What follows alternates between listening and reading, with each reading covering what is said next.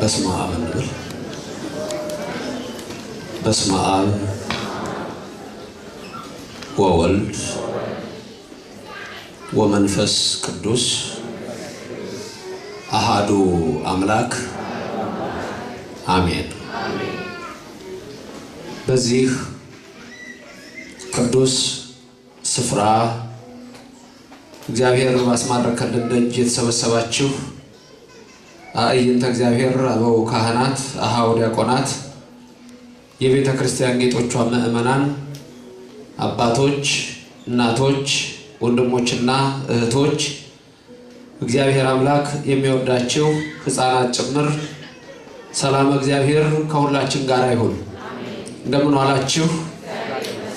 ሰማይን ያለ ምሰሶ ከነ ግሱ የዘረጋ ምድርንም በውሃ ላይ ያለ ካስማ ከነ ልብሱ ያጸና ደመናን ያለ ድምፅ የሚመራው አውሎ ነፋስን ሳይታይ የሚያስጉዘው የሚታየውንም የማይታየውንም የፈጠረ አልፋ ኦሜጋ የሰራዊት ጌታ እግዚአብሔር ከዘላለም እስከ ዘላለም ለስም አጠራሩ ክብር ምስጋና ይግባው። ረድኤተ እግዚአብሔርን አጋዥ በማድረግ ዛሬ ሶስት ቦታዎች ወስዳችኋለሁ። አንደኛ ባህር ላይ እንሄዳለን። ሁለት የመቃብር ስፍራ እንሄዳለን። እዛ ትቻችሁ አልቀርም። መጨረሻ ሰርግ ቤት እንገባለን።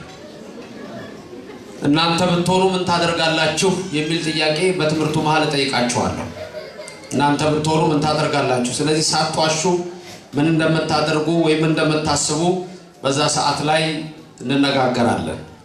በአጠቃላይ ግን ትምህርቱ የተመረኮዘው እግዚአብሔር አምላካችን ለእኛ ድንቅ ማድረግ የሚችል ስለሆነ ባጭሩ እግዚአብሔር የሚሳነው የለም በሚለው እንማራለን። ምን አልኩ? ድገሙት። ማን የሚሳነው የለም? እግዚአብሔር ምን የሚለው የለም። ዝም ብሎ እዚህ ላይ ማብቃት አይቻልም። ትምህርቱን አሁን በቃ እግዚአብሔር ምንም የሚሳነው የለም ብለን ማብቃት አንችልም። ምን ይሳነዋል? አይደለም ሰማይን እዛ ላይ የሰቀለው ምን ይሳነዋል? ይሳነዋል። ምድርን በኋላ ያጸና ይሳነዋል። ሁሉን ማድረግ ይችላል አይደለም። በአሁኑ ሰዓት የምንተነፍሰውን አየር የሰጠን ሁሉ እሱ ነው አይደል? ይሳነዋል? ምንም አይሳነውም። ሁልጊዜ እግዚአብሔር ታላቅ ነው። የአብርሃም አምላክ፣ የይስሐቅ አምላክ፣ የያዕቆብ አምላክ፣ የኢትዮጵያ አምላክ፣ የዓለም ሁሉ አምላክ እግዚአብሔር ስሙ የተመሰገነ ይሁን። ክብር ምስጋና ይግባው። ከኢያሱ ጋር በገባዖን ተራራ ፀሐይን ያቆመው እግዚአብሔር ነው። በኤሎን ሸለቆ ጨረቃን የገታው እግዚአብሔር ነው። ቀይ ባህርን የከፈለው እግዚአብሔር ነው። ከቅዱሳኑ ጋር የነበረ ሁሉ እግዚአብሔር ነው። አንድ ታሪክ ላንብብላችሁ። መንፈስ ቅዱስ በእኔም በእናንተ ላይ ይደር። የቅዱስ ማቴዎስ ወንጌል ነው። 2 ዓሣ 5 እንጀራ ካበረከተ በኋላ ጌታ ደቀ መዛሙርቱን ማዶ ጌንሴሬጥ ሄዳችሁ ተሻግራችሁ ጠብቁኝ ብሏቸው ባህሩን በመርከብ ሄደው እንዲሻገሩ ለደቀ መዛሙርቱ ትእዛዝ ሰጥቶ እሱ ለብቻው ጸለየና በባህሩ ላይ መሄድ ጀመረ በእግሩ የሚለው ታሪክ ነው። እግዚአብሔር ከሁላችን ጋር ይሁን። አነባዋለሁ። እንዲህ ይላል። ወዲያውም ሕዝቡን ሲያሰናብት ሳለ ይላል ማቴዎስ 14 ከ22 እስከ 32። ወዲያውም ሕዝቡን ሲያሰናብት ሳለ ደቀ መዛሙርቱ በታንኳይቱ ገብተው ወደ ማዶ እንዲቀድሙት ግድ አላቸው። ሕዝቡንም አሰናብቶ ይጸልይ ዘንድ ብቻውን ወደ ተራራ ወጣ። በመሸም ጊዜ ብቻውን በዚያ ነበረ። ክብር ይግባው አምላካችን ኢየሱስ ክርስቶስ። ታንኳይቱም አሁን በባህር መካከል ሳለች፣ ጀልባዋ ሐዋርያት ያሉባት በባህር መካከል ሳለች ነፋስ ከወደፊት ነበርና በማዕበል ትጨነቅ ነበር። ከሌሊቱ በአራተኛው ክፍል ከምሽቱ 4 ሰዓት 10 PM ላይ ማታ በባህሩ ላይ ይሄዱ። ከሌሊቱ በአራተኛው ክፍል ኢየሱስ በባህር ላይ እየሄደ ወደ እነርሱ መጣ። እነሱ በምንድን ናቸው? በጀልባ ከፊት ምን እየመጣ ነው? አውሎ ነፋስ። መርከቧ ምን እየሆነች ነው? እየተናወጠች። በዛ ሰዓት ባህሩ ላይ የረገጠ ማመጣ? ክብር ይግባው መድኃኒታችን ኢየሱስ ክርስቶስ። ከምሽቱ 4 ሰዓት በባህሩ ላይ የረገጠ ወደ እነርሱ መጣ። ደቀ መዛሙርቱም በባህር ላይ ሲሄድ ባዩት ጊዜ ምትሃት ነው ብለው ታወኩ፣ በፍርሃትም ጮሁ። ወዲያው ኢየሱስ ተናገራቸውና አይዟችሁ እኔ ነኝ አትፍሩ አላቸው። ጴጥሮስም መልሶ ጌታ ሆይ አንተስ ከሆነ በውሃው ላይ ወደ አንተ እንድመጣ እዘዘኝ አለው። እርሱም ና አለው። ጴጥሮስም ከታንኳይቱ ወርዶ ወደ ኢየሱስ ሊደርስ በውሃው ላይ ሄደ። ነገር ግን የነፋሱን ኃይል አይቶ ፈራ። ሊሰጥምም በጀመረ ጊዜ ጌታ ሆይ አድነኝ ብሎ ጮኸ። ወዲያው ኢየሱስ እጁን ዘርግቶ ያዘውና አንተ እምነት የጎደለህ ስለምን ተጠራጠርህ አለው። ወደ ታንኳይቱም በወጡ ጊዜ ነፋሱ ተወ።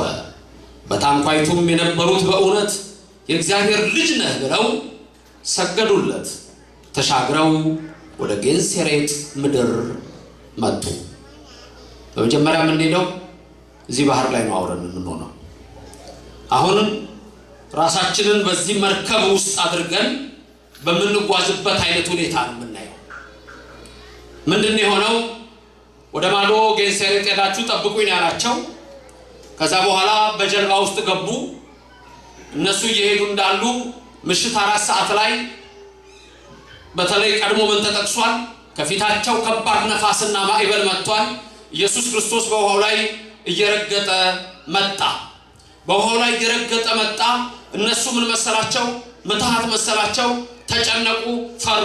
ወዲያው ምን አላቸው? አትፍሩ እኔ ነኝ አትጨነቁ አላቸው። ጴጥሮስ ምን አለ?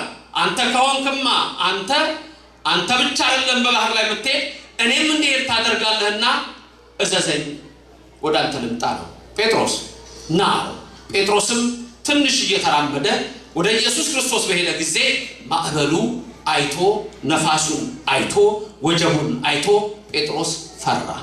ወዲያው መስጠም ጀመረ። የዛን ጊዜ ወዲያው ደግሞ ጌታ ሆይ አድነኝ ብሎ ቢጮህ እጁን ይዞ አንተ እምነት የጎደለህ አትጠራጠር ብሎ ከዛ በኋላ ባህሩ ላይ አቁሞ ያወራው ጀመር። ከዛ በኋላ ተሻገሩ፣ ነፋሱም ተወ ነው የሚለው። የሚያስፈራውን ነፋስ ሁሉ እግዚአብሔር ከኛ ይወሰድልን። እዚህ ትምህርት ውስጥ የምታዩዋቸው ወሳኝ ነገሮች አንደኛ እምነት፣ 2 ተስፋ። እምነት፣ ተስፋ። ሌላው ጥርጥር እና ፍርሃት። እነዚህ ተቃራኒ ናቸው።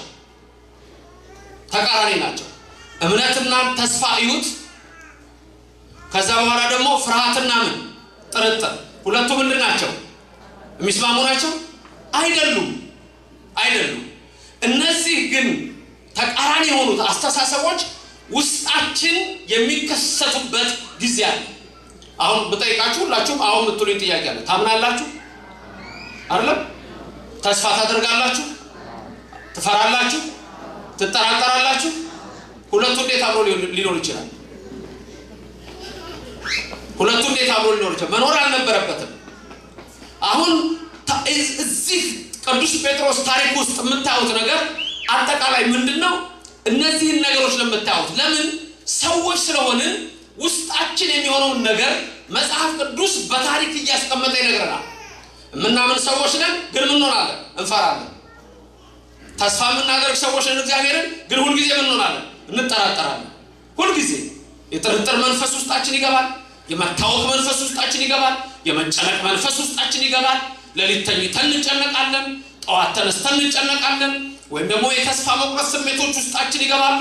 በአጠቃላይ ሰዎች ስለሆነም ብቻ የሚያንገዳግደን ነገር አለ። አባ እንጦንስ ነው በረከቱ በሁላችን ላይ ይደር። ገዳም ገባና እንዴት እንደሚያደርግ ሁሉ አልገባውም። ስርዓት ከበደው መጀመሪያ ላይ። ከዛ በአቱ ውስጥ አንድ እግሩ በአቱ ውስጥ ነው። በቃ ሊሄድ እኔ ተመልሼ ወደ ዓለም ልግባ ብሎ አንድ እግሩን ልክ እንዲያውጥቶ ሊወጣ ሲል የሆነ ሰው መጣ። ከዛ ሰውየው ነው ከየት መጣ? እዚህ ገዳም ውስጥ ይሄ እዚህ ምንም የሌለበት ውስጥ መልአክ ነው። በሰው ተመስሎ ነው የመጣው። ብቻ በምን ይምጣላችሁ? መልአክ ወደ እናንተ ይምጣ። ክብር ምስጋና ይግባው። መልአክን የሚልክ እግዚአብሔር ስሙ የተመሰገነ ይሁን። አሁንም ጦንስ አንድ እግሩን ውጪ አንድ እግሩን ውስጥ አድርጎ ይሄ ሰውዬማ የሚያደርገውን ቆይ ሳላይ አልሄድም ብሎ እዛው እንደቆመ ያ በሰው አምሳል የተመሰለው መልአክ ይመጣና 3 ጊዜ ይሰግዳል። ያያል 3 ጊዜ ሰግዶ ቀና ይልና ደግሞ ይጸልያል። ከዛ እንደገና ይሰግዳል። ከዛ ይጸልያል፣ ይሰግዳል፣ ይጸልያል። እንጦንስ አንድ እግሩ ውጭ ነው፣ አንድ እግሩ ውስጥ ነው። ልሂድ ልቅር እያለ ባለበት የጥርጥር መንፈስ ላይ ነው ያ መልአክ የመጣው። በኋላ ቁጭልና እንደገና መልአኩ የሆነ እንደ ሰሌን ነገር ይታታል፣ ቆብ ነገር ይሰራል፣ ያያል። ከዛ ይነሳና ይሰግዳል፣ ይጸልያል። በኋላ ይሄን እያየ እየተገረመ እንዳለ መልአኩ ምን አለው? እንጦንስን ከመዝ ግበር በላንተም እንዲሁ ስራ አለው። ህጉን አስተማረው፣ ያን ቆብ ደፋለት። ከዛ በኋላ በአቱ ገባ። ጸንቶ አይምሮ ጸንቶ ልቡ ጸንቶ በጸጥታ መንፈስ እስከ መጨረሻው ድረስ አጋንንትን እያንቀጠቀጠ የኖረ እንጦንስ ታላቅ ባህታዊ ታላቅ አባት ነው። ክብርና ምስጋና ለእግዚአብሔር ይድረሰው። እግዚአብሔር የተመሰገነ ይሁን። እኛስ ምን አይነት መመሪያ ነው የምናገኘው? ጸጥ ብለን ለመኖር። አንዳንድ ሰዎች እኮ ጸጥ ብለው መኖር አልቻሉም። የጥርጥር መንፈስ ውስጥ አንዳንድ ሰው እዛ የሚሄድ ሰው ታገኛላችሁ፣ እዛ የሚሄድ ሰው ታገኛላችሁ። እኔ ይሄን የምመለከተው ድሮ ጥምቀት አዲስ አበባ መጥቼ ነው። አንዳንድ ሰዎች በሞቀበት ሁሉ መስፈን የሚፈልጉ ሰዎች አሉ። ድምቅ ያለ ዘፈን እዚህ ጋር ከሰማ ሮጦ የሚሄድ ሰው አለ። ከዛ እንደገና እዚህኛው ጋር ሮጦ የሚሄድ ሰው አለ። አንዱ ጋር ሳያጣጥም የሚኖር ሰው። አንዳንደኛም እንደዛ አይነት ሰዎች ነን። ኑሯችንን በአግባቡ እየመራ ነው አይደለም ስናየው። የሥጋ ኑሯችንን ነው እየመራን ያለ ነው፣ የነፍስ ኑሯችንን ነው እየመራን ያለ ነው። ሁሉም ሰው እኮ መመሪያ ያስፈልገዋል። ይልቁንም ደግሞ ቅዱስ ዳዊት ምን አለ? በተለይ ለወጣቱም ሆነ ለሽማግሌው ለሌላውም ሲናገር ነው በምን ያረት ወሬዛ ፍኖቶ ሰው ወይም ወጣት ወይም አንድ ክርስቲያን መንገዱን እንዴት ነው ሊመራ የሚችለው ይልና በነቢበ ትእዛዝከ ወይም በአቂበ ትእዛዝከ ይላል። ቃልህን በማንበብ ቃልህን በመስማት ቃልህን በመፈጸም ይላል። የእግዚአብሔር ቃል መመሪያ ነው። እግዚአብሔር ሕይወታችንን በሱ መንገድ ይምራልን። እምነትና ተስፋ ፍርሃትና ጥርጥር ሁለቱም ይስማሙ አይደል? ቀጥታ ስናየው እምነት በእግዚአብሔር ተስፋ በእግዚአብሔር ጥርጥርና ፍርሃት ግን ከየት የሚመጡ ናቸው? ከእምነት መጉደል። ጴጥሮስን ይዩት። ቅዱስ ጴጥሮስ ከምሽቱ 4 ሰዓት ነው። ጀልባው ላይ ደቀ መዛሙርቱ ሁሉ አሉ። ከፊት ኃይለኛ ነፋስ እየመጣ ነው። ኢየሱስ ክርስቶስ በውሃ ላይ እየረገጠ እየመጣ ነው። በቃ ይሄ ራሱ ድንቅ ተአምር አይደለም? እግዚአብሔር የተመሰገነ ይሁን። በምን ላይ ነው እየረገጠ የመጣው? ውሃ ላይ እየረገጣችሁ ቤት ትችላላችሁ? እግዚአብሔር የሚሳነው? የትምህርታችን ኃይለ ቃል ምንድነው? እግዚአብሔር የሚሳነው? ኢየሱስ እግዚአብሔር ነው። የሚሳነው የለም የሚሳነው። ስለዚህ በውሃው ላይ እየረገጠ እየመጣ እነሱ ጋር ነፋሱ እየመጣ ሲጨነቁ ነው የደረሰላቸው። ተመልከቱ፣ ሲጨነቁ ሁልጊዜ አንድ ነገር ልብ በሉ። ሳንጨነቅም እግዚአብሔር አለ፣ ስንጨነቅም እግዚአብሔር አለ። አንዳንድ ጊዜ እግዚአብሔርን እርስት የሚያደርጉ ሰዎች አሉ። እኔን ረስቶኛል የሚሉ ግን እነሱ ራሳቸው እግዚአብሔርን ይረሱ። ወይም አንዳንድ ጊዜ ለነገሌ ተፈጽሟል ለኔ ለምንድን ነው የቆየው ብለን መቆየቱን እግዚአብሔር የምናስብ ሰዎች አሉ። እግዚአብሔር ነገራችሁ ሩቅ ጉዳይም ላይ አታገኙትም፣ ወይም ደግሞ ሰዓቱ ሊሞላ ሲል አታገኙትም። አለቀ። የምትመኩበት ነገር ከደቀቀ በኋላ ተስፋ የምትሉት ነገር ካለቀ በኋላ የምትመኩበት ገንዘብ ዜሮ ከገባ በኋላ የምትመኩበት ሰው አቅም እንደሌለው ከተረዳችሁ በኋላ የምትመኩበት መስሪያ ቤት ዜሮ ሲገባ ከሆነ በኋላ ምንም የለንም በምትሉበት ሰዓት ይመጣና ሙሉ ያደርገዋል። እግዚአብሔር ማለት ምንም የማይሳነው አምላክ ማለት ነው። ክብርም ምስጋናም ለስሙ ይድረሰው። ትዝ ይላችኋል ያቺ ሴት፣ አንድ ሴት ትዝ ትላችኋለች። በቤቷ ምንም የሌላት ከነቢያት ወገን የነበረች ወደ ነብዩ ወደ ኤልሳ ሄደች። የእግዚአብሔር ሰው ሆይ የእግዚአብሔር ሰው ሆይ እባክህ አለች እያለቀሰች፣ እባክህን ባሌ በሕይወት በነበረ ሰዓት የለመነው የተበደረው ገንዘብ ነበረ። ያንን ገንዘብ ሳይከፍል ሞተ። አሁን ይሄው ልጆቼን ሸጦ ገንዘብ ሊወስድ ነው፣ ይልቁንም ይሄው ወንድ ልጄን ሊሸጥ ነው አለች። እና ምን ላድርግልሽ አላት። የምታደርገውን አንተ ታውቃለህ፣ አድርግልኝ አለች። በቤት ምን አለሽ አላት። ምንም የለኝም የእግዚአብሔር ሰው። ይሄ ያስደነግጣል። ምንም የሌላቸው ሰዎች ይኖራሉ። ምንም የለሽም? ምንም እንደው ማሰሮ ውስጥ ጠብታ ዘይት አለ፣ ሌላ የለኝም። ጠብታ ዘይት በይ ሂጂ፣ በርሽን ዝጊ፣ ባዶ ዕቃ ያምጡልሽ፣ ባርኬዋለሁ። እየሰማችሁ ነው? ባርኬዋለሁ። በርሽን ዝጊና እዛ ባዶ ውስጥ ዕቃ ውስጥ ከዛኛው እያነሳሽ ቅጂ አላት። እቺን ሴት ብትሆኑ እናንተ ምን ታደርጋላችሁ? ሰምታችሁኛል? ሂጂ በርሽን ዝጊ፣ ባርኬዋለሁ፣ ቅጂ አላት። እናንተ ብትሆኑ ምን እንደምታደርጉት ትቀዳላችሁ? ሄዳችሁ ያንን ሰው ምን ሆናል መሰላችሁ? እና ኤልሳ ራስና እና ግባልኝ ቤቴ ቀዳልኝ እና ግባልኝ አለቀም እንዲህ ሳይወር ብላችሁ ነው። የእምነት ጉዳይ ማለት ግን በቃ መቀበል ማለት ነው። መቀበል መቀበል መቀበል መቀበል እምነት ማለት። ይህች ሴት ጠንካራ ሴት ነች። ወዲያ ምን ሆነች? ገባች ቤቷ። የእግዚአብሔር ሰው ኤልሳ እንደነገራት ቅዱስ ነው፣ የታመነ ነው፣ እግዚአብሔር በሱ ይሰራል፣ የታመነ ነው። ኤልሳ ማለት እነሆ የእግዚአብሔር ባለሟል ነው፣ ይችላል። ምክንያቱም ለቅዱሳን የሚሳናቸው ነገር የለምና እግዚአብሔር በውስጣቸው ስላለ ምንም የማይሳነው እሱ በውስጣቸው ስላለ። ሴቲቱ ገባች።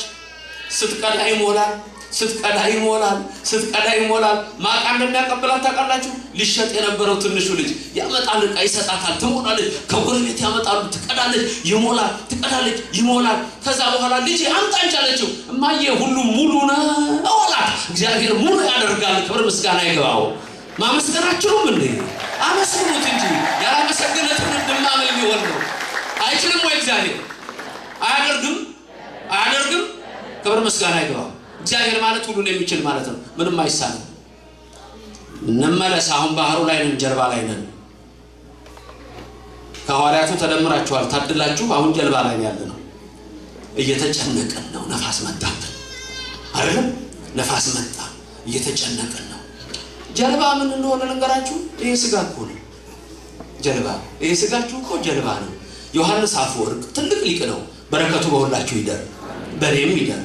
ምን እንዳለ ታውቃላችሁ? ዮሐንስ አፈወርቅ ባህር ላይ ከሩቅ የምትሄድ መርከብ ዝም ብላ የምትሄድ አይምሰልህ፣ በውስጧ ሹፌር አለ ይላል። ለምንድን ነው ይሄን ያመጣው መሰለህ? ይሄ ስጋችሁ ዝም ብሎ የሚንቀሳቀስ አይደለም ማለት። በውስጥ ምን አለች? ነፍስ አለች። ይሄ ነው እኮ ጀልባው። ሰውነታችን ይታወቃል እኮ ነፋስ ነፈስ ሲል። ትላንት ነፋስ ነፈሰ፣ ወጀብ ወጀበ፣ ጎርፍ ጎረፈ። ልባም ሰው ግን ኢዮብ ቤቱን በጠንካራ ዓለት ላይ በእግዚአብሔር ላይ ሰርቷል፣ አልወደቀም እንዳልነው የሚገፋ ሊጥለን የሚመጣ ነገር አለ። ማንም ይሁን ማንም ከችግር ጋር ይጋፈጣል። ማንም ከችግር ጋር ይጋፈጣል። ከችግር ፊት የሚደርስበት ሰዓት አለ። እንደሞላን አንኖርም፣ እንደጎደለንም አንኖርም። እንደሳቅን አንኖርም፣ እንዳለቀስንም አንኖርም። ቅዱስ ጳውሎስ ምን አለ ብያችኋለሁ? መጉደልን አውቃለሁ፣ መሙላትን አውቃለሁ፣ ማዘንን አውቃለሁ፣ ደስታንም አውቃለሁ፣ መራብን አውቃለሁ፣ መጥገብን አውቃለሁ። ሁሉንም ኃይል በሚሰጠኝ በክርስቶስ እችላለሁ። ምን በሚሰጠኝ? በማ ክብር ምስጋና ይግባው። ስሙ የተመሰገነ ይሁን። ሁሉንም ተመልከቱ። የቁጥር ወሰን የለውም። አንዱን አይደለም፣ ሁለቱን አይደለም፣ ሶስቱን አይደለም፣ ስንቱን እችለዋለሁ በክርስቶስ። ሁሉንም እግዚአብሔር የሚሳነው ምን ነው? አንዳንዶች ዝም አላችሁ። አለ የሚሳነው አለ ወይ? ክብር ምስጋና ይግባው። ምንም የሚሳነው የለም። ስሙ የተመሰገነ ይሁን። ጀልባ ስጋችን ይታወቃል። ጥሩ። አሁን ግን ጀልባ ውስጥ እስቲ ዝም ብለን በውጭ ሰውኛው ትርጉም አብረንና ባህሩ ላይ ነፋስ መጣ፣ ታወክን። አሁን ግን ልክ ስንታወቅ ከፊታችን ማመጣልን ኢየሱስ ክርስቶስ መጣ። በምን ላይ እየሄደ? በውሃው ላይ እየሄደ። ምን ማለት ነው? በውሃው ላይ እየሄደ መጣ ማለት ይችላል። ችግር የለም ለሱ እንኳን እሱ ቅዱሳን ይሄዳል። መልእክቱ ግን ምንድነው? ይሄን ነፋስ አትፍሩት፣ እኔ ራሴ በውሃው ላይ እየሄድኩ ነው። ገባችሁ? በቃ አለቀ። ምክንያቱም ጳውሎስ ሐዋርያ ምን ይላል? በረከቱ ይደርብን። ድካማችንን የሚያውቅ ሊቀ ካህናት አለን ይላል አይደል? ሊቀ ካህናታችን ኢየሱስ ድካማችንን የሚያውቅ ማለት ሰው ሆኖ ስለኛ እዚህ ምድር ስለመጣ ያውቀዋል። ድካማችንን ያደረገ ሁሉ ስለኛ ነው። እየመጣ ነው ኢየሱስ በውሃው ላይ ጀልባ ውስጥ ናቸው ደቀ መዛሙርት። ከዛ ምን ሆነ? ምትሃት መሰላቸው። ምንድነው ያ? ደንግጠዋል። ምትሃት የሆነ መንፈስ ነገር መሰላቸው በውሃው ላይ የሚሄድ። ከዛ ምንድን ያላቸው ጌታ? እኔ ነኝ አትፍሩ አትደንግጡ። ይሄ ቃል መድገም ትችላላችሁ? እኔ ነኝ አትፍሩ አትደንግጡ። ሁለት ነገሮች ምን አትበሉ? ቀጥሎስ? እኔ ነኝ ምን ማለት ነው? እኔ ነኝ ማለት ዝም ብሎ እኔ ነኝ ማለት አለ። በኮሬብ ተራራ እግዚአብሔር ለሙሴ ሲገለጥለት ሙሴ አንድ ጥያቄ ጠየቀ። ስምህ ማን ነው አለ። እኔ ነኝ። ምን ማለት ነው? እኔ ነኝ ማለት ያለና የሚኖር እኔ ነኝ። እኔ ነኝ። ሰማይን ከመዘርጋቴ በፊት ያለሁ እኔ ነኝ። ሰማይን የዘረጋሁ እኔ ነኝ። እኔ ነኝ። ምድርን የመሰረትኩ እኔ ነኝ። በውሃ ላይ ያጸናሁ እኔ ነኝ።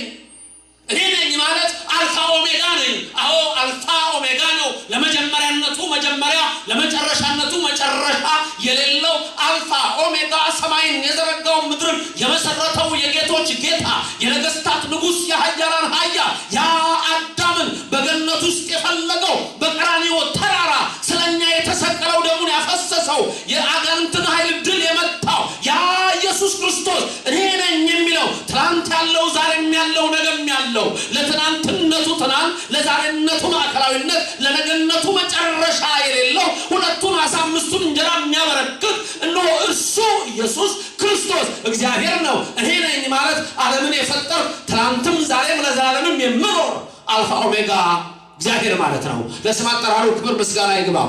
እኔ ነኝ ማለት አምላክ ነኝ ማለት ነው። ሌላ አምላክ የሆነ ማን አለ? አምላክ ነኝ ብሎ የተናገረስ ፈጣሪ ነኝ ብሎ ክሌም ያደረገ ማን አለ? ሰምታችኋል? ሰይጣን እንደ ዋሻው አለ አይደል? እኔ ፈጠርኳችሁ ብሎ እሱም ቀምሶ ቁጭ ብሏል። ከፍ ካላረጋችሁት በስተቀር ሰው እኮ ከፍ ካረገው እኮ ነው። ሰይጣን እኮ ሲጠራ እኮ ነው። ባልና ሚስት ይጣላሉ።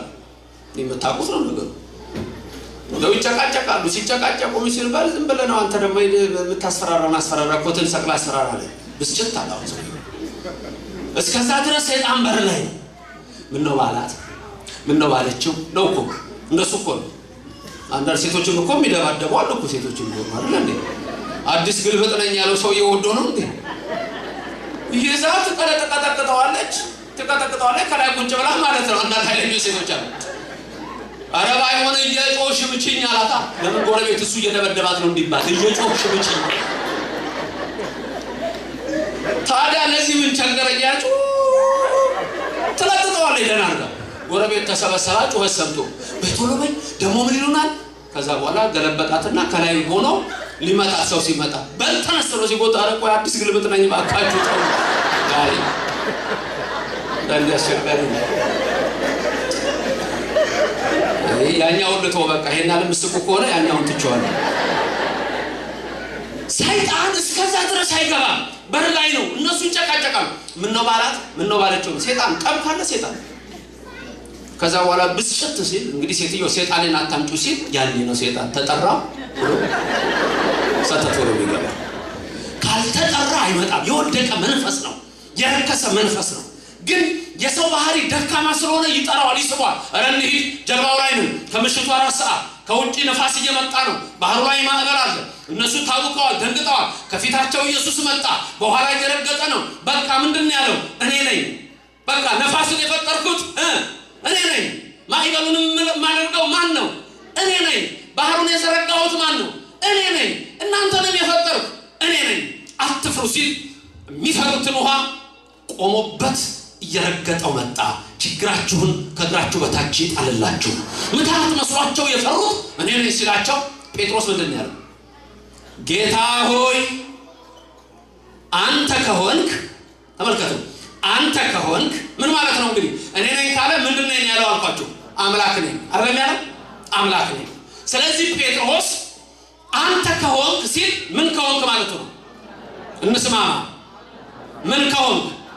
አምላክ ከሆንክ ትችላለህ። አንተ ብቻ አድርገህ አይደለም የምትቀረው እንደ ምትሃተኞች፣ እንደ ጠንቋዮች፣ እንደ አስማተኞች። አንተ ከሆንክማ እኔም እንዳንተ እንድመጣ ማዘዝ ትችላለህ። እግዚአብሔር ብቻ ድንቅ ነገር እንሰራ ያገ መታት የሚሰሩ ሰዎች መታቱን ነው የሚያሳዩአችሁ። እነሱ ማድረግ አይችሉም። ለእነሱ ቢያስመስሉ እናንተ ግን እንድታደርጉ አያደርጉም። ኢየሱስ ክርስቶስ ግን እኔ ነኝ ያለው አምላክ ነኝ፣ አንተማ ከሆንክ እኔም በውሃው ላይ እንድመጣ እዘዘኝ አለው።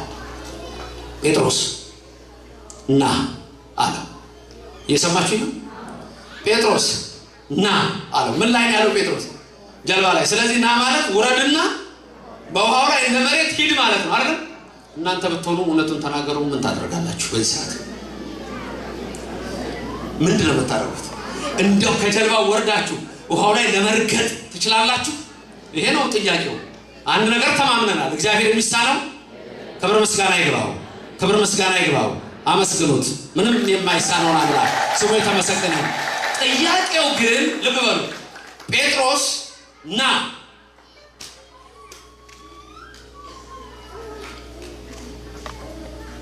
ጴጥሮስ ና አለው። ጴጥሮስ ከጀልባ ወርዶ በእግሩ ሊሄድ ነው። እናንተ ምን ተነጋገራችሁ? ከልባችሁ ጋር ትወርዳላችሁ? እናንተ ምን ትወርዳላችሁ? የሚወርድ ይኖራል። ምን አባቱ ነው የፈለገ እዛው አሳ አልበሪ ብላኝ እንጂ እንደው እንፈራፈራለሁ ወርጄ ብዬ ነው የማስበው አይደል? ሞፈሩንም እንትኑን እንዳያስኳት አድነኝ ያለው ሰው ትዝ ይላችኋል? ሞፈር ሊቆርጥ የወጣው ገደል ላይ ወጣና ሞፈር ሊቆርጥ ነው። ሞፈር ሲቆርጥ ተንሸራተተና ወድቆ አንዲት ትንሽ ጉቱ አገኘና እዛይ ላይ ተንጠለጠለ። ከዛ በኋላ አድነኝ ብሎ ተጣራ። መጣ ጌታ። ታምነኛለህ? አዎ። ታምነኛለህ? አዎ። በአምነት ጠራዋለሁ ጌታ። በል ጉቶውን ልቀቅና ና። አይችልም? እግዚአብሔር አይችልም ወይ? እኔም እንዳንተ እንደሆነ አድርጌ ነው አይደል? ሰውየው ምን አለ? እንደው ጉቶ እንዳያስኳት ዝም ብለህ አድነኝ። መልቀቅ እንኳን አልፈለግንም እኮ። አሁን እኮ በእያንዳንዳችን ህይወት እኮ የጨበጥናት ትንሽ የምታስመካ የምትመስል ግን የሆነች ነገር ወጥፈን ይዘናል እኮ። እንደው እንደዚህ እንዳያስኳትችን ተመልከቱ። መላቀቅ አልፈለግንም። ስጋው ደግሞ ጋር መቅረብ አልፈለግንም። ከክርስቶስ ጋር መገናኘት አልቻልንም።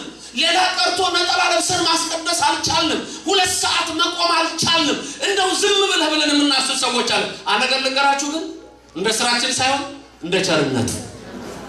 ምን ይመስላችኋል? እንደ ቸርነቱ እንደ ስራችን። እንዴት? ያ ባህታዊ 40 ዓመት የተጋደለ ባህታዊ ጌታ መጣና 40 ዓመት ከተጋደለ በኋላ 40 ዓመት እንደ ቸርነቴ ልስጥህ እንደ ስራህ ነው። ቸርነትህን ለዓለም ሰዎች አድርገው፣ ለኔማ 40 ዓመት የተጋደልኩበትን እንደ ስራዬ ያለ። ለካ ስራም እኮ እግዚአብሔር ካልረዳ አይሆንም እኮ አይደለም? እግዚአብሔር ካላዘዘ ይሆናል። ከዛ ያ ሰው እሺ ያለውና እግዚአብሔር ሄደ። ድሮ የማይርበው 40 ቀን 40 ሌሊት ጾም የማይርበው ሰውዬ በአንድ ቀን ራበው። ለካ ራቡን የሚያስቻለው እግዚአብሔር ነበር። ጠማው፣ ተጨነቀ፣ ወጣ፣ ሄደ ልመና። ከዛ በኋላ እጅግር እያለ ትለምናለህ አሉ። የ40 ዓመት እኮ ባህታዊ ነኝ ብትፈልጉ የሕያውን ሰሉት በረከቱን። የሕያውን ሸጠ በምግብ፣ የሕያውን ሸጠ በመጠጥ፣ ባዶውን ቀረ። ተመለሰና ገዳሙ ገባ። አሁን መጣ እግዚአብሔር። ልጅ ያለህ አለው። አለው አለው። እንደ ቸርነቴ ወይስ እንደ ስራ? ጌታ ሆይ እንደ ቸርነትህ። ተናገሩት እስቲ ሁላችሁ። ጌታ ሆይ እንደ ቸርነትህ ያድርግላችሁ። ክብር ምስጋና ይግባው። እግዚአብሔር አይተወንም እንደ ቸርነቱ። ትምህርቱ ስለ ነፋስ ስለ ማዕበል ነው። ትንሽ ነፋስ ትንሽ ማዕበል አለ፣ ግን እንቋቋማለን። አይመስላችሁም? ምክንያቱም ቤቱ በጣም ከሚይዘው በላይ ነው። እንደዚህ አይነት ህግ አይሰራም ብለዋል ሰዎቹ። ደግነቱ ቤተክርስቲያናችን እዚህ ጋር እንደ ያለ። እስቲ ለማንኛውም ትምህርቱን በኋላ እንቀጥለዋለን። ዝም ብለን አንድ ጊዜ አንድ መዝሙር እንበል። እግዚአብሔር ብርሃኔና መድኃኒቴ ነው። እግዚአብሔር ብርሃኔና መድኃኒቴ ነው። የሚያስደነግጠኝ የሚያስፈራኝ ማን ነው? የጊዜ ባለቤት አምላካችን እግዚአብሔር ስሙ የተመሰገነ ይሁን።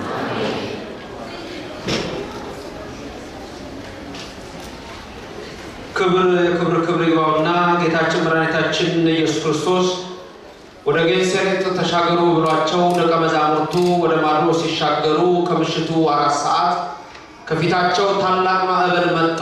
ከዛም በኋላ ጀልባይቱን ሲገፋት መጨነቅ ጀመሩ። እርሱም በውሃ ላይ እየረገጠ መጣ። ከዛ በኋላ ፈሩ፣ ደነገጡ፣ ታወቁ፣ ምትሃት መሰላቸው። ጌታ መለሰ፣ አትፍሩ፣ አትደንግጡ፣ እኔ ነኝ አላቸው። እኔ ነኝ ማለቱ ምን ማለቱ ነው? አምላክ ነኝ ሲላቸው፣ ጴጥሮስም እንግዲያው አንተ ከሆንክ ማለት አምላክ ከሆንክ ሲለው፣ አንተ ከሆንክ እኔም በውሃው ላይ እንድመጣ እዘዘኝ አለ። የዛን ጊዜ ጴጥሮስ ከጀልባው ወረደ፣ በእግሩም መራመድ ጀመረ። ቅድም ተነጋግረናል። ሁላችሁም እንወርዳለን እንደ ጴጥሮስ ብላችኋል። አንዳንድ ሰዎች አይ ያላችሁም ትኖራላችሁ፣ እናንተ ብትሆኑ ምን ታደርጋላችሁ ባልኩ ጊዜ አሁን ጴጥሮስ ወረደ። ከጀልባው ወርዶ በውሃው ላይ መራመድ ጀመረ። በውሃው ላይ እየተራመደ ባለበት ሰዓት ነፋስ ተነሳ። እንደገና ኃያል ነፋስ ወጣ። ቀድሞ የተነሳለ ነፋሱ እንደገና ጨመረ። የዛን ጊዜ ጴጥሮስ ምን አደረገ? ነፋሱን አየና ነው የሚለው። ነፋሱን አየና ተጠራጠረ፣ ፈራ። መጀመሪያ ፈራ፣ ቀጥሎ ተጠራጠረ። ምንድነው ጥርጥሩ? እሰምጥ ይሆን አልሰምጥ ይሆን የሚል ጥርጥር ነው። እውነትም ነፋሱን አየ፣ ፈራ፣ ተጠራጠረ። ወዲያውኑ መስመጥ ጀመረ። የዛን ጊዜ ጮኸ፣ ጌታ ሆይ ጌታ ሆይ ብሎ ጮኸ። የዛን ጊዜ ጌታም እጁን ያዘውና አቆመው። አሁን ሁለቱም ላይ የቆሙት ባህር ላይ የቆሙት ሁለቱም እዛው እንደቆሙ ጴጥሮስን ምን አለው ጌታችን? ክብር ምስጋና ይግባውና ጴጥሮስ አንተ እምነት የጎደለ ስለምን ተጠራጠርህ አለው። ወዲያው ነፋሱ ጸጥ አለ። ያነሳናቸው ሁለት ነገሮች ምንድን ናቸው? መልካም የሆኑ የእግዚአብሔር ነገሮች፣ አንድ እምነት፣ ሁለት ተስፋ። ከተቃራኒ በኩል ያየናቸው ደግሞ አንድ ፍርሃት፣ ሁለት ጥርጥር። ሁለቱ ሊስማሙ ይችላሉ? አይችሉም። ባህሪያችን ውስጥ ግን ይፈራረቃሉ? አዎ ይፈራረቃሉ። ሰዎች እስከሆኑ ድረስ በውስጣችን የሚመጣ ብዙ አይነት ትግል ይኖራል። አሁን አንድ ነገር ይጨምራል። ጸሎት፣ እምነት፣ ተስፋ፣ ጸሎት። በተለይ እምነትና ተስፋ ላይ ጥያቄውን ልጠይቃችሁ። ቅዱስ ጴጥሮስ ከውሃው ላይ የወረደው በተስፋ ነው በእምነት ነው?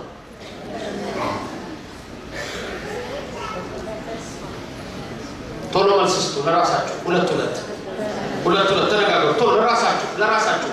ጴጥሮስ ከጀልባው ላይ የወረደው በእምነት ነው በተስፋ? ለምን እንደምን አልፈልግም በይነገሩኝ አልኳችሁ። ተነጋገሩ እርስ በራሳችሁ። ብትፈልጉ ተወራረዱ። መንፈሳዊ ወርድ ጋር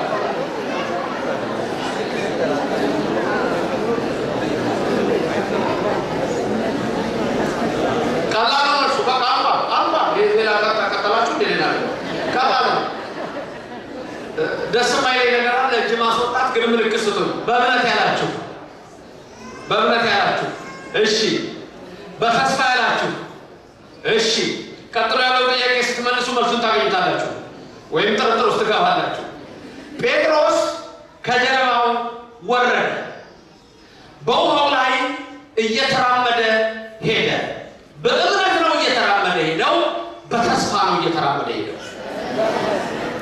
አሁን ራሳችሁን አስተካክላችኋል ይመስለኛል። በእምነት ነው በተስፋ ነው ውሃው ላይ እየረገጠ ሄደው። ወደ ኋላው ጥያቄ ልመልሳችሁ። ጴጥሮስ ከጀልባው ላይ የወረደው በእምነት ወይስ በተስፋ?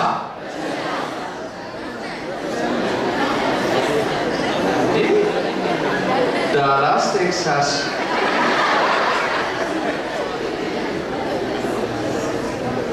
ጴጥሮስ ከውሃው ላይ የወረደው በተስፋ ነው።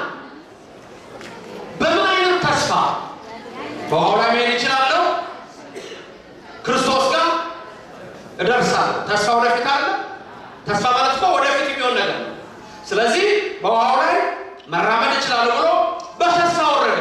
ውሃው ላይ እንደ መሬት የቆመው በምንድን ነው? ጴጥሮስ ሁላችንም እንስማማለን በእምነት አይደል? ውሃው ላይ መቆም ይቻላል። መቆም ይችላላችሁ ላይ በክርስቶስ ግን በእምነት ይቻላል አይቻልም? አናንያ አዛርያ ሚሳኤል እሳት ውስጥ አልቆሙ። በምን? በእምነት ናቡከደነፆር 49 ክንድ እሳት ባህር አዱራን አንድዶ የነጋሪት ድምፅ፣ የመለከት ድምፅ፣ የከበሮ ድምፅ፣ የዋሽንት ድምፅ፣ የነጋሪት ድምፅ ሲሰማ እኔ ላቆምኩት የወርቁ ምስል ሁሉም ሰው ይስገድ አለ። ይንበረከካል። አዋጅ ወጣ። መለከት ተመታ፣ ዋሽንት ተነፋ፣ ከበሮ እንዚራው ነጋሪቱ ተመታ። ሁሉም ሰው ባህር አዱራን ቁመቱ 60 ክንድ የደረቱ ስፋት 6 ክንድ ለሆነው ለናቡከደነፆር ምስል ሁሉም ሰው ሲበረከክ 3 ሰው አልተበረከከም። 3 ሰው ብቻ። እነዚህ የንጉሱን ትእዛዝ የሻሩ ናቸው። ለምንድን ነው የማይሰግዱት? እሳት ውስጥ ይጣሉ ተባለ። እሳቱ 49 ክንድ ነበር የነደደው። መጀመሪያ 7 ክንድ ነበረ። አትሰግዱም አላቸው። እሳቱን እያሳየ እየነደደ ነው። 7 ክንድ ይነዳል እሳቱ። ምን አላቸው? ንጉሱ ጋር ቀርበው አናንያ አዛርያ ሚሳኤል ሲድራቅ አብደናጎ እኔ ላቆምኩት ምስል አትሰግዱ? እዩት እሳቱን አላቸው። ንጉሥ ሆይ አንሰግድም። የምንሰግድለት ሰማይን የዘረጋ ምድርን የመሰረተ እግዚአብሔር የሚባል አምላክ አለን። አንተ ንጉሥ ነህ፣ እናከብርሃለን። የምንሰግደው ግን ለእግዚአብሔር ነው አሉ። አዎ ስግደትም ገናናነትም አምልኮትም ለእግዚአብሔር ብቻ ነው። የአናንያ የአዛርያ የሚሳኤል አምላክ ክብር ምስጋና ይግባው። 7 እጥፍ አንድንልኝ ያላ ንጉሱ የሚመለክ መስሏችሁ ነው? 7 ክንድ አንድንልኝ እጥፍ አድርገህ 49 ክንድ። በምን ታወቀ? በጣም ረጃጅም የሆኑ ዛፎች ጫፎች ሁሉ አቃጠለ። አሁንስ አሰግዱም አላቸው። እናንተ አናንያዎች፣ እናንተ አዛርያ፣ እናንተ ሚሳኤሎች፣ እናንተ ክርስቲያኖች በዛ ሰዓት እናንተ ብትሆኑ ምን ታደርጋላችሁ? ምን ታደርጋላችሁ? 7 ክንድ ነበር በፊት፣ አሁን 49 ክንድ ሆነ። ምን ታደርጋላችሁ? አቤት መልስ የለም እንዴ? ትሰግዳላችሁ ወይስ አትሰግዱ? እንደው ዝም ብላችሁ ላፋችሁ አንሰግድም ብንበል እስቲ ያለ ለጣዖት አንሰግድም በሉት። አንሰግድም ለጣዖት፣ ለሰይጣን አንሰግድም። ይህ ስራ ሰይጣን ይደልቅ ምን ጨነቃችሁ? አንሰግድም። እሱ በራሳችሁ ተነጋገሩ። ስሜታችሁ ያጋር በሳምዮ በምን ተነጋገሩ። አንድ ነገር ግን አስቡ። ወዲያው የትምህርታችን ርዕስ ምንድን ነው? እግዚአብሔር የሚሳነው የለም። እሱን ልባችሁ እስከ ሳላችሁ ዝም ብላችሁ ነው የምትገቡት እሳት ውስጥ። በሊቢያ የሞቱት ወንድሞቻችን ትዝ ይሏችኋል አይደል? አንገታቸው ላይ ሰይፍ ሲቃጣ የሚሳነው የለም እግዚአብሔር። በቃ እምነታቸው ስለነበረ አጠበቁ። አናንያ አዛርያ ሚሳኤልን እሳቱ ውስጥ ከተቷቸው። እሳቱ ኃያል የጣሏቸውን ሰዎች እሳቱ አቃጥሎ ለምልሞ ገደላቸው ይላል ትንቢተ ዳንኤል 3:27 ስትመለከቱ። ከዛ በኋላ አናንያ አዛርያ ሚሳኤል እጃቸው ታስሮ እግራቸው ታስሮ ነው እሳት ውስጥ የተጨመሩት። እንዳይላወሱ እንዳይንቀሳቀሱ እጃቸው በሰንሰለት እግራቸው በሰንሰለት እያነሱ ወረወሯቸው እሳት ውስጥ። ልክ እነሱ እሳት ውስጥ ሲወረወሩ ከላይ ደግሞ ክንፉን እያማታ ገብርኤል መልአክ ወረደ። ክብር ምስጋና ለእግዚአብሔር ይድረሰው። ገብርኤል እሳት ውስጥ ገባ። ጥያቄ፣ ገብርኤል እሳቱን እፍ ብሎ አጠፋው ወይስ እሳቱ እየነደደ ውሃ አደረገው? ምን አደረገው? እሳቱ አቀዘቀዘው። በእኛም ላይ የሚመጣን መከራ እግዚአብሔር እንዲህ ያቀዝቅዝልን፣ ከእኛም ይውሰድልን። ሰንሰለቱ ብጥስ ሲል ይሰማቸዋልና አናንያ የእግራቸው ሰንሰለት ተፈታ፣ የእጃቸው ሰንሰለት ተፈታ። ከዛ ምንድን የሆነው? እሳት ውስጥ መዝሙር የተባረከ እግዚአብሔር አምላክ ወይነ ስሙሁኒ ውእቱ ወልዑልኒ ውእቱ ለዓለም። የአባቶቻችን አምላክ እግዚአብሔር ይመስገን ብለው ከላይ ጀምረው እሳት ውስጥ ከገብርኤል ጋር ክብር ምስጋና ይግባው። እግዚአብሔር ስሙ የተመሰገነ ይሁን። እግዚአብሔር ይቻላል፣ ይቻላል፣ በማይቻል ክብር ምስጋና ይግባው። በእሳት ውስጥ ተመላለሱ። እግዚአብሔር ድንቅ ነው። እግዚአብሔር ግሩም ነው። ቅዱስ ጴጥሮስ ከጀልባው በተስፋ ወረደ። በባህሩ ላይ በምን ሄደ? በምን ሄደ? በእምነት ሄደ። አሁን ምን አደረገ? ነፋሱን አየ። መንገድ ጀምሮ ወዲያው አየውና ፈራ። ቢፈራ እሰጥ ይሆን ብሎ ተጠራጠረ። ወዲያው ሰመጠ። ጴጥሮስ የሰመጠው ትልቁ ምክንያት ምንድን ነው? ጴጥሮስን ያሰመጠው ትልቁ ጴጥሮስን ያሰመጠው ምክንያቱ ምንድን ነው? መጠራጠር አይደለም፣ ፍርሃት አይደለም፣ ፍርሃትም አይደለም፣ ጥርጥርም አይደለም። እምነት በእምነትማ ተራመደ። ገጠር ቤተክርስቲያን የሰውን እንቁላል ተደርጎ የምታስታውሱ ሰዎች አላችሁ? የምታስታውሱ ሰዎች አላችሁ? የሰውን እንቁላል ቤተክርስቲያን ላይ ይደረጋል። ለምን ነው የሚደረገው? ስለ መሳለሚያ ለምን እንደሚደረግ፣ የሰውን እንቁላል ለምን እንደሚደረግ፣ ደጀ ሰላም ምን እንደሆነ፣ ቤተልሔም ምን እንደሆነ መጽሐፌ ላይ የገዛች ሰዎች ሁሉ ማየት ይችላሉ። ምንም ነገር ውስጡ ስላለ የሰውን እንቁላል የሚደረግበት ምክንያት ቀላል። ሰውን እንቁላሉ የሚፈለፈለው በመሙቀት ብቻ ሳይሆን ትልቁ አብይ ነገር እንቁላሉ እንዲፈለፈል የሚያደርገው ሰውን ቀጥታ አይኗን ከእንቁላሉ ላይ አታነሳ። ሙቀት አለ ግን አይን አለ።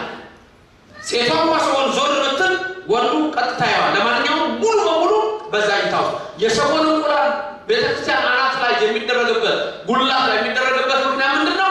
እኛ የሰው ልጆች አይናችንን ከእግዚአብሔር ካነሳን ወይም ከመንፈስ ቅዱስ እይታ ውጭ ከሆነ ፍሬ እንደማናፈራ።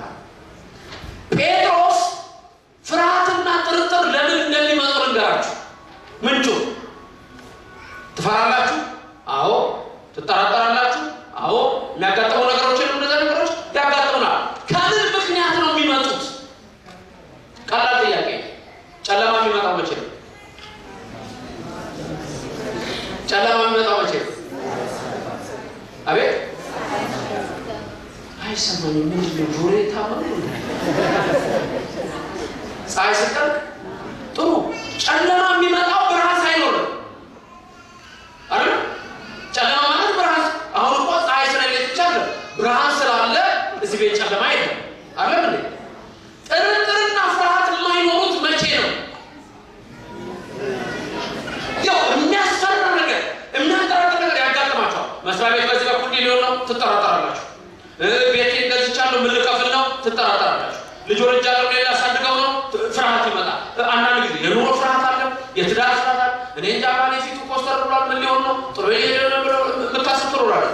ወይም ደግሞ ሴት የሆነ ነገር አላማረኝም፣ ይሄ አሜሪካ ህግ ነው እንዴት ልታደርገኝ ነው የሚላል። አንዳንዱ ስለ ባል የኔ ባል ትሁት ነው አልቻለሁ፣ ፍሪጅ እንኳን ሳያንኳኳ አይከፍትም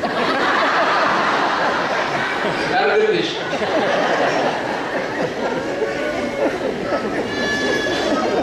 ብቻ ዝም ብሎ የሚያስፈሩ ነገሮች አሉ አይደል? ስለ ሀገራችን ስለ ሀገራችን ሀዘን የለም፣ ስለ ቤተክርስቲያናችን ሀዘን የለም። እግዚአብሔር ይመስገን። ግን ለግላዊ ህይወታችን ራሱ ፍርሃትና ጥርጥር ውስጣችን ገብተው የሚያምሱን መቼ ነው ካላችሁ፣ ምንም አላችሁ ምንም አላችሁ ከእግዚአብሔር ጋር ያለን ግንኙነት ሲላላ ነው። ልንገራችሁ፣ እግዚአብሔር የሚሳነው ታረለም ነው የምንፈራው። ትላንት ምን ብዬ ነበር? እግዚአብሔር ያበር ሊተ ምን ትሉ ያደርግልኝ፣ እግዚአብሔር ምን ይመራል ህይወቴ ምን ትሉ ያፈራሃኒ። ዳዊት እኮ ሲከረ ተጥራሽ ተናገሩ። እግዚአብሔር ብርሃኔና መድኃኒቴ ነው፣ የሚያስፈራኝ ማን ነው? እግዚአብሔር ህይወቴ መታመኛዋ ነው፣ የሚያስደነግጠኝ ማን ነው? ምንም። ጴጥሮስ ችግሩ ልንገራችሁ፣ ፍርሃት አይደለም ጥርጥር አይደለም። የፍርሃትና የጥርጥሩ ምንጭ ምንድን የሆነው? በተስፋ ወረደ፣ በእምነት መጓዝ ጀመረ። ፊቱ ማቆሟል። ኢየሱስ ክርስቶስ አይደል? ምን ላይ ነው ቆመው? ባህር ላይ አይደል? ጴጥሮስ ነፋሱን አየና ፈራ አይደል የሚለው? ፊቱ ያለውን የነፋሱን ባለቤት ረሳው። የቅዱስ ጴጥሮስ ችግር በዛ ሰዓት ምንድነው? አይኑን ከኢየሱስ ክርስቶስ ላይ አነሳ። አያችሁ?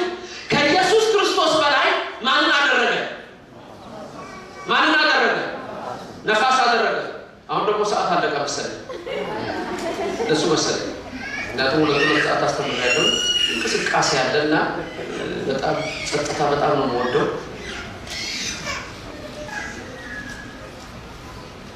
የጴጥሮስ ችግር አይኑን ማንሳቱ ነው። ፍርሃት ሊመጣው ጥርጥር የሚከበር ሁከት የሚያናውፀን ድንጋጼ በውስጣችን የሚከሰተው ከክርስቶስ ጋር ያለን ግንኙነት ሲላላ ነው። የቅዱስ ጴጥሮስ ችግር ስታነቡት ማቴዎስ 14 ነው ከ22 ጀምራችሁ ነፋሱን አይቶ ፈራ። ንገሩኝ ከነፋሱና ከኢየሱስ ክርስቶስ ማይበልጣ አይወዳደሩ። ጴጥሮስ ግን በዛ ሰዓት ነፋሱን አይቶ ፈራ። ነፋሱን ጸጥ ማድረግ የሚችለው ፊቱ ቆሞ ነበር። አያችሁ። ስለዚህ የቅዱስ ጴጥሮስ ችግር ያ ነው። በኋላ ግን በመንዳር በጸሎት ሰጥ ይሆናል ሰመነ ጌታ ሆይ ሲል እጁን ይዞ አወጣው።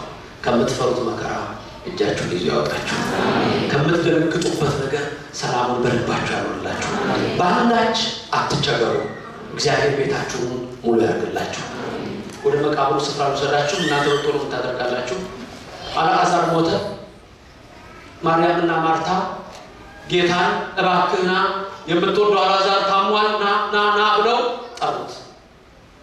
ና ብለው ጠሩት። አልዓዛር ታሞ ጌታ አልመጣም። የሰማችሁ ነው። ታሪኩን ታውቁት የለም። ከሞተ በኋላ መጣ አይደል? እንደውም አልዓዛር ከተቀበረ በኋላ መጣ አይደል? ሲመጣ ወዲያው ሰዎች ይሉና ማርታ መምህራችሁ መጥቷል። ማርታ ወጣች፣ እየሮጠች ሄደች። ማርያምም ወጣች። ከዛ ቀጥታ ሄዱና ጌታ ምን አሉት? አንተ በዚህ ኖረ ቢሆን ኖሮ ወንድማችን ባልሞተ ነበር አሉት። ጌታ በሁሉ የለም። አልዓዛር ሲሞታ ያለ ረጋዛ ወጥቶ ነግሯቸው የለም። አንተ በዚህ ኖረ ቢሆን ኖሮ ወንድማችን ባልሞተ ነበር አሉት። እናንተ ብትሆኑ ምን ትላላችሁ? ጌታ ይሰጥ አንተ በዚህ ኖረ ወንድማችን አይሞትም ነው የምትሉት ወይስ የሞተ ማንሳት ስላለ አንሳው ነው የምትሉት? የራሳችሁ መልስ ነው። ለማንኛውም የተቀበራችሁት አላቸው። ወሰዱት መቃብሩ ስፍራ። እየሰማችሁ ነው? ምንድን ያለው ጌታ? ዮሐንስ ወንጌል ምዕራፍ 11 ነው እያወራ ያለው። አልዓዛርን የት ቀበራችሁት አላቸው። ወደ መቃብሩ ስፍራ ወሰዱት። አልዓዛር የት እንደተቀበረ የማያውቅ ወይም የት ቀበራችሁት ብሎ የጠየቀ ጌታ መቃብሩ ጋር ሄዶ አልዓዛርን ሊያስነሳ ድንጋዩን አንሱ አላቸው። ታነሳላችሁ ድንጋዩን? ምክንያቱም መጀመሪያ ምን ተብሎ ተጠይቃችኋል? የት ነው የቀበራችሁት ብሏችኋል። ስለዚህ አሁን ስታው የሚያቅነው ማያቅ ነው። ዝክር ለማጥፉ ለትምህርቱ እንነጋገር። አሁን በዚህ ሰዓት የሚያቅነው ማያቅ ነው። እሺ ጥሩ አላዋቂ ስጋ ተዋህዷል። በዚህ እንስማማለን። ይሄ አልዓዛር የት ቀበራችሁት ብሎ የመቃብሩ ስፍራ የጠየቀ መቃብሩ ጋር ሄዶ ድንጋዩን አንሱ አልዓዛርን አስነሳለሁ ይላችሁ ምን እንደምትሉ? ይሄ የት እንደተቀበረ ኳሳ አሁን አሳይቼው አሁን ሊያስነሳልኝ ነው ብላችሁ ልታስቡ የምትችሉ ትኖራላችሁ። እግዚአብሔር የሚሳነው ያ አላዋቂ ስጋ ተዋህዷል። ጥሩ ከዛስ ድንጋዩን አንሱ አለ። ቀጥሎስ አልዓዛር ጻማ አፋ ሲለው አልዓዛር ብድግ አለ። ከመቃብር ያወጣ ኢየሱስ ክርስቶስ ብቻ ነው። ለስም አጠራሩ ክብርም ምስጋና ይግባው። አመስግኑት። የሞተ ነገር ካላችሁ በቃው ያላችሁት ነገር ካላችሁ ይሄ ነገር አብቅቷል የምትሉት ነገር ካላችሁ መልሱ ምንድን ነው? እግዚአብሔር የሚሳነው ያርግላችሁ። የ90 ዓመቷ አረጋግ ሳራ ወለደች። አይችልም፣ አያደርግም። ክብር ምስጋና ይግባው። እግዚአብሔር የተመሰገነ ነው። ሶስተኛ ሰርጉ ቤት እንሂድና እናብቃ። ዶኪማስ ሰርግ ቤት ዮካን ደግሷል። ድንግል ማርያም ሰርጉ ላይ አለች። ኢየሱስ አለ፣ ደቀ መዛሙርቱ አሉ። አቤት ደስ ይላል አይደል? ሰርጉ በሕይወታችሁ ይኑርላችሁ። ጌታ ባለሟሎቹ ይኑርላችሁ። ከእናቱ ከድንግል ማርያም ጋር ይኑርላችሁ። ምን ሆነ? ሰርግ ቤት ጠጅ አለቀ። እንግዳው ቀን አላቋረጠም፣ ጠጁ አለቀ። ከዛ ነው ድንግል ማርያም አላማለች። ልጄ ወይ ጠጅ የላቸውም አለችው። እሺ አላት። ምን አለኝ ካንቺ ጋር? ልጄ የሚላችሁን አድርጉ አለች። ልጄ የሚላችሁን። ከዛ ምንድን ያለው ጌታ? ጋኖቹን ውሃ ሙሏቸውና እየቀዳችሁ ስጡ። እንዲህ የተባላችሁት እናንተ ብትሆኑ ምን ታደርጋላችሁ? በቃ አሁን የእምነት ጥያቄ የጠየኳችሁ ዛሬ እናንተ ብትሆኑ ምን ታደርጋላችሁ? እኔ አንዳንድ አስተናጋጅ ምን ይመስለኛል መሰላችሁ? ማን ላይ ያስወግድ ነው ብሎ ሽልህ ይልሰው ውሃ ቀድቼ እንኳን ሰጥረው የሚል ሰው የለም። ይህንን በምን ወሰዱት መሰላችሁ? ዛሬ ድረስ የሚጠራጠሩ ሰዎች፣ ዛሬ ድረስ እምነት የጎደላቸው ሰዎች ወዴት እንደሚሄዱ ተመልከቱት። ይሄ ችግር ነው። በእያንዳንዳችን ህይወት ውስጥ አንድ ነገር ብቻ ለሁሉ ጊዜ እንናገር። በቃ እግዚአብሔር የሚሳነው እግዚአብሔር የሚሳነው። ስለዚህ ውሃ ቅዱ ስትባሉ እዛ አሉና ምንድን ነው የምታደርጉት? በቃ ከሚቀሉት ያድርጋችሁ፣ ከሚያምኑት ያድርጋችሁ። ተዋህዶ ውስጥ የምትጸኑት ለዛ እኮ ነው። ሌሎች ሰዎች እኮ ከኦርቶዶክስ እምነት የሚወጡበት ትልቁ ችግራቸው እኮ መጽናት ስለማይችሉ እኮ የክርስቶስን ድንቅ ነገር እኮ ስለማያውቁት ነው። ጋኖቹ ተሞሉ። እየቀዳችሁ ስጡ አላቸው። እየቀዱ ቢሰጡ ያማረ ወይን ነበረ። በህይወታችሁ አንድ ነገር እወቁ። እግዚአብሔርን ከያዛችሁ የሚጎላችሁ የለም። ሁሉ ነገር ይቀየራል። ውሃው ወይን ጠጅ ይሆናል። የምትሹት ሁሉ ነገር ይደረግላችኋል። ለምን? እግዚአብሔር ክብር ምስጋና ይግባው። ክብር ምስጋና ይግባው። ክብር ምስጋና ይግባው። ሚሳሌ የለም። ተማሪዎች ግሬዳችሁ ሀይ መሆን ይችላል። ሚሳሌ ምንም እኔ መመስከር ይችላል። ዶክትሬት ስሰራ ሁሉንም ኤ ያመጣሁት ፔፐር ዲዘርቴሽን ፔፐር የሰራሁት ዲስቲንጉሽድ ሆኖ ከአሜሪካኖች ጋር ተወዳድሬ አንደኛ ነው የሆንኩት። እግዚአብሔር ሚሳሌ የለም። የራሴን ነው የምነግራችሁ። ዛሬ አቡነ ገብረ መንፈስ ቅዱስ ናቸው። እናቴ ትሞታለች ብለው አዲስ አበባ ላይ የዛሬ 2 ዓመት ላይ ሄደን ባንኮክ ስትታከም ጠዋት አንድ ቀን ጠዋት አንገቷ ላይ ትዳብሳለች። እንዲህ የዳበሰች ነው። ታላቅ ወንድም ያለ ምንድን እያደረግሽ ነው ያለው? ቅድም ነው እያነሳው ነበር ከቴ ምን እየፈለግሽ ነው ሲላት፣ አይ አሁን አስረውልኝ ነበር አለ። ምን ምናምሰ በህልሜ ነው እንዴ አለች። ከዛ በኋላ ምንድን ነው ስንላት፣ አይ በዚህ በግራ በኩል አምላክ ይመጣ፣ በዚህ በቀኝ በኩል ደግሞ አቡነ ገብረ መንፈስ ቅዱስ መጡና ቆይ እኔ እያለሁ እኔ ነኝ ማክማት አሉና አከሙ ዳበሱኝና አንገቴ ላይ አስረውልኝ ሄዱ ማለት ነው። ደህና ነች፣ ፍጹም ደህና ነች። እግዚአብሔር ይመስገን። አሁን በህይወታችን የምናየው ነገር እኮ ነው የምነግራችሁ። በህይወታችን እግዚአብሔር ምን የሚያደርግ ድንቅ አምላክ ነው። በቃ ጠዋት ነግሬያቸዋለሁ። የጻድቁን በረከት በቅዱሳን ላይ የሚያደርገው በተለያዩ ነቢያት ሐዋርያት ላይ የሚያደርገው አንድ ነገር ልንገራችሁ፣ እግዚአብሔር አባታችሁ ነው። አንድ ነገር ልንገራችሁ፣ እግዚአብሔር አምላካችሁ ነው። አንድ ነገር ልንገራችሁ፣ እግዚአብሔር እናታችሁ ነው። አንድ ነገር ልንገራችሁ፣ እግዚአብሔር ይወዳችኋል። እስከ ሞት የወደደን በቀራንዮ የተሰቀለልን ደሙን ያፈሰሰልን 2 ዓሣ 5 እንጀራ ያንተን ቤት ይባርካል፣ ያንቺን ቤት ይመራል። ፀሐይ የሚያወጣው እሱ ነው። ዝናብ የሚያዘንበው እሱ ነው። በረከት የሚሰጠው እሱ ነው።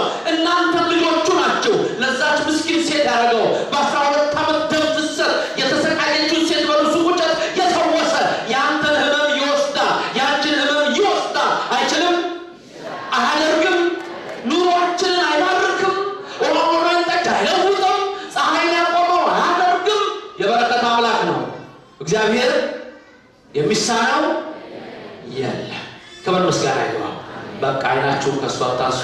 ትምህርቱ እዚህ ላይ በቃ ስሙ የተመሰገነ ነው። አሁን